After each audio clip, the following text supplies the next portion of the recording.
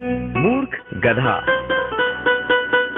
एक समय की बात है, किसी कस्बे में एक धोबी रहता था।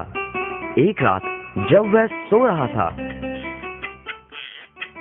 एक चोर उसके घर के पिछवाड़े में आ घुसा।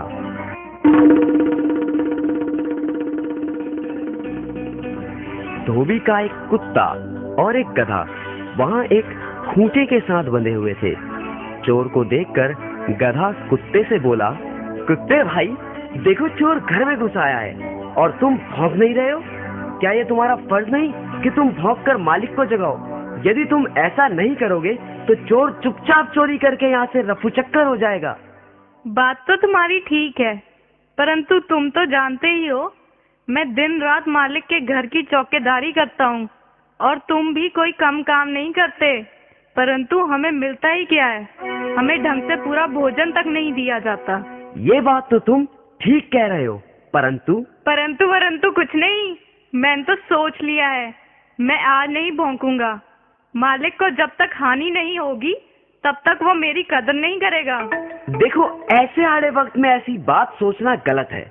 मुसीबत के समय अपनी मांग रखना उचित नहीं। मैं उचित अनुचित कुछ नहीं जानता। मैंने तो जो कह दिया सो कह दिया। ऐसे मालिक का भी क्या करना जो अपने काम से ही काम रखे, लेकिन हमारा ध्यान बिल्कुल ना करे। गधे को गुस्सा आ गया। ओए मतलब परस, तू अपने फर्ज में कोताही कर सकता है, परंतु मैं तेरी तरह कमीना नहीं। लगता है मुझे ही कुछ करना पड़ेगा। और गधा जोर जोर से रैंकने लगा। गहरी नींद में सोए हुए धोबी की नींद गधे के रैंकने की आवाज से खुल गई।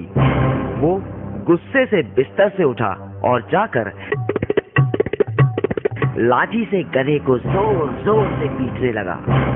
पिटाई इतनी बुरी तरह से हुई कि कमजोर गधे ने वहीं अपने प्राण त्याग दिए। तो बच्चों, समझे कुछ?